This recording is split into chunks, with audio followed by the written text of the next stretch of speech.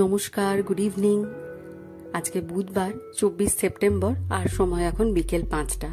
মেয়ের জন্য বিকেলের একটু জল খাবার বানাতে রান্নাঘরে এসেছি। কি বানাবো করতে করতে এই রাঙা আলুর একটু চাট বানানোর কথা ভাবলাম। কারণ স্ন্যাক্স মানেই তো তেলে ভাজা, কত আর তেলে ভাজা খাবে সারাদিন, খাচ্ছেই তো ইজিবিজি জিনিস। তো তাই ভাবলাম এটা হেলদিও হবে আবার খেতেও ভালো। তো সেজন্য রাঙা আলুগুলো ধুয়ে কেটে পরিষ্কার করে কুকারে ভরে দিলাম। আর নিজের জন্য এখানে বানিয়ে নেব 1 কাপ চা। আর আজকে একটু মুড়ি খেতে ইচ্ছে করছে, তো সেজন্য চা আর চানাচুর মুড়ি খাবো একটু। এদিকে আলুটাও সেদ্ধ হয়ে গেছে, ছোট ছোট টুকরো করে কেটে নেব। কাটতে গিয়ে সেই স্কুলের বাইরে আলু কাটা খেতাম, সেটার কথা মনে পড়ে গেল। তো এটাতে বিশেষ কিছু জিনিস পড়ে না, একটুখানি দিয়ে দেবো নুন আর একটুখানি বেশি করে চাট মশলা দেবো। কারণ আমার মেয়ে ওই টক, নুন, এসব ঝাল, এসব জিনিসই বেশি পছন্দ মিষ্টি মিষ্টি জিনিসের চেয়ে। তো আর ওপর থেকে দিয়ে দেবো একটুখানি লেবুর রস। আমিও মাঝে মধ্যে সকালের জল খাবারে এটা খেয়ে নিই, যখন ভেবে পাই না কি বানাবো কি খাবো, তো তখন চটপট এটাই করে নিই। নিজের জন্য বিশেষ কিছু ঝামেলা করতে কার ভালো লাগে আর। তো চলুন ওকে দিয়ে দিই, একটা টুথপিক দিয়ে দিলাম। क्या हो रहा है? कुछ नहीं। ওখানে বসে ইজিবিজি কি সব কাজ করছে। कुछ बनाया है क्या मेरे लिए? मेरे लिए कुछ नहीं बनाया? क्या छुपाया पीछे? अच्छा अच्छा, ठीक है। ये खा के बताओ कैसा लगा। यम्मी है।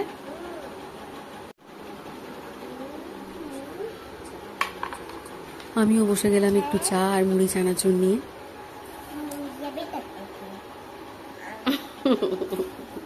তো এটা কেমন হয়েছে আগে বলো? টেস্টি হয়েছে না?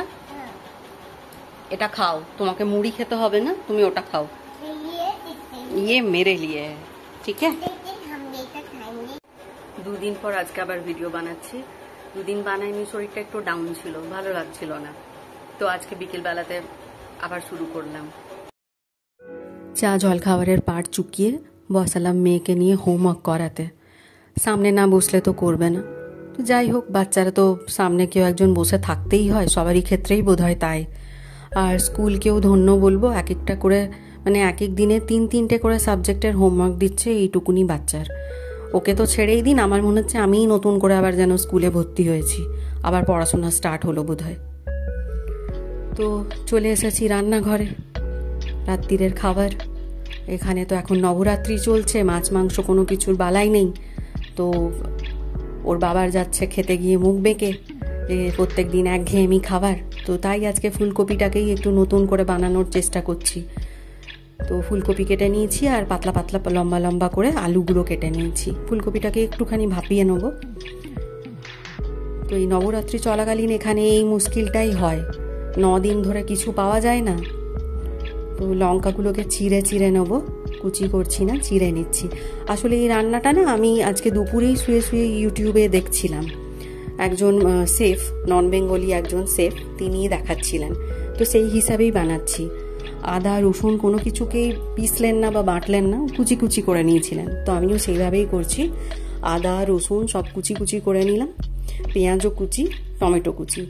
রান্নাটা কিন্তু এমনিতে সিম্পল, তবে হ্যাঁ একটু বেশি তেল। ভেজে নিলাম আলুগুলোকে ভালো করে। আর এখানে কাটাকুটি পর্ব চুকে গেছে, টমেটো কুচি, আদা কুচি, রসুন কুচি, পেঁয়াজ কুচি সব হয়ে গেছে। আর আলু ভেজে এখানে ফুলকপিগুলোকেও আমি ভাজতে দিয়ে দিয়েছি। তেল দিলে তো যে কোনো রান্নাতেই একটু স্বাদ আসে। যাই হোক, তো এখানে কিছু গুঁড়ো মশলা নিয়ে নিলাম, হলুদ, ধনে গুঁড়ো, আর এটা চিকেন মশলা, 1 চামচ চিকেন মশলা দিলাম। আর এটা চাট মশলা, আমচুর পাউডার বলেছিল কিন্তু আমার কাছে আমচুর পাউডার নেই, তাই চাট মশলা আর নুন দিয়ে দিলাম। আর এটা একটু মৌরি আর জিরে ভাজা গুঁড়ো করা। তো ফুলকপিগুলোও আমার এখানে ভালোভাবে ভাজা হয়ে গেছে। এবার এগুলো তুলে নেব। তেলও বেঁচে আছে নিচে, ওই তেলেই জিরে ফোড়ন দিয়ে দিলাম, একটু জিরে ফোড়ন দিয়ে দিয়েছি। এবার পেঁয়াজ কুচিগুলো ছেড়ে দেবো। পেঁয়াজগুলো হালকা ভাজা হয়ে গেলে তারপর আদা কুচি আর রসুন কুচিটা দেব। এখানে মশলাটা একটু জল দিয়ে গুলে রেখে নিচ্ছি। নুন আলাদা করে দিচ্ছি না, মশলার মধ্যেই আমি নুন দিয়ে দিয়েছি। তো এখানে পেঁয়াজটা হালকা লালচে হয়ে গেছে, এবারে আমি আদা কুচি আর রসুন কুচিগুলো দিয়ে দেবো। বানিয়ে কিন্তু দেখতে পারেন বাড়িতে, খেতে সত্যিই ভালো হয়েছিল। আর আমার বর খাওয়া দাওয়ার ব্যাপারে একটু খুঁতখুঁতে, তো যথেষ্ট মানে ভালোভাবে খেলো। আর বললো যে আগে কেন আমি এমনি করে বানাইনি। বললাম জানতামই না তো বানাবো কি করে, বাঙালিরা আমরা সাধারণত ফুলকপি নিরামিষভাবে বানাই। তো যাই হোক, এখানে গুলে রাখা মশলাটাও দিয়ে দিলাম। বাটিটাতে যেটুকু মশলা বেঁচেছিল বাটিটাতে একটু জল দিয়ে সেই জলটা ঢেলে দিলাম, যাতে টমেটোগুলো একটু সেদ্ধ হয়ে যায় ওই জলটাতে। টমেটোগুলো এখনকার তো দেশি টমেটো নয়, শক্ত শক্তই রয়ে যায়, তো সেই জন্য একটু জল দিয়ে দিলাম।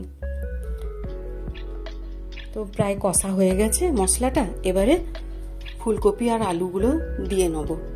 একটুখানি নাড়াচাড়া করে নেবো যাতে তেল ঝাল মশলাগুলো একটু ঢুকে যায়।